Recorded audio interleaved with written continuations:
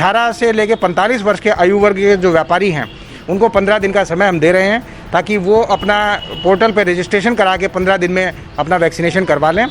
15 दिन के बाद हम लोग देखेंगे कि वास्तव में जिनका वैक्सीनेशन पूरा हो गया हो, जिसमें व्यापारी वर्ग भी शामिल है, उन पे काम करने वाले जितने कर्मचारी हैं वो भी शामिल हैं, वे वैक्सीनेट हो चुके हों, तभी हम लोग उनके प्रतिष्ठान खुलवाएंगे।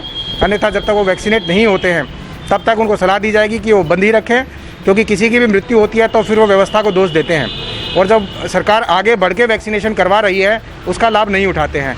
तो इसी को लागू करने के लिए ये 15 दिन की व्यवस्था वाराणसी में की गई है। आज सभी व्यापार मंडलों को जागरूक भी किया जा रहा है, उनको ऑप्शन भी दिया जा रहा है कि स्थान का चयन वे स्वयं कर लें। बाकायदा स्वास्थ्य विभाग की टीम जाके उनके चयन किए हुए स्थान पर जाके वैक्सीनेशन करवा देगी। जो भी इसके लिए करना चाहें वो तत्काल स्वास्थ्य विभाग से संपर्क कर लें।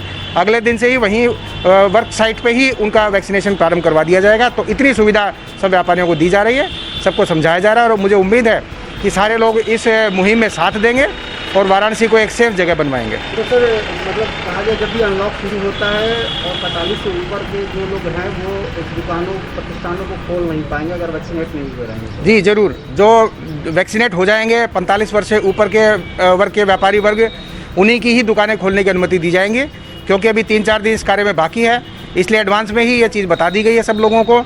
बाकायदा जाएं, सभी वैक्सीनेशन सेंटर्स पे जाके अपना वैक्सीनेशन करवाएं।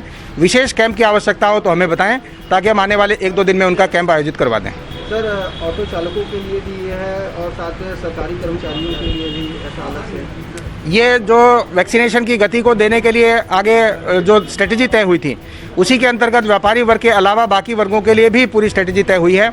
जो हमारा हाई रिस्क ग्रुप है, जिसके लास्ट ईयर हमने एडवांस में टेस्ट भी करवाए थे, इस वर्ष भी हमने RT-PCR और एंटीजन टेस्ट उन लोगों के करवाए हैं।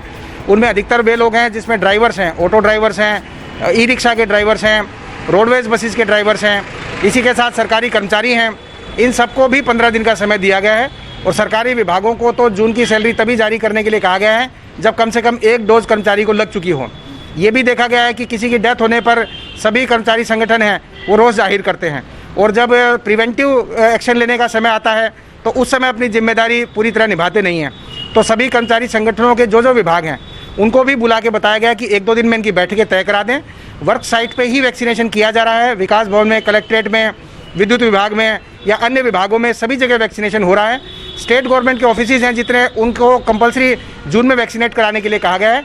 सेंट्रल गवर्नमेंट को भी ये सलाह दी गई है कि जैसे रेलवे है, एयरपोर्ट है, पोस्ट ऑफिस है, इनकम टैक्स है, ये विभाग भी अपने वैक्सीनेशन जून में ही पूरे करा लें, ताकि कर्मचारी फिर बाद में ये शिकायत ना कर सकें।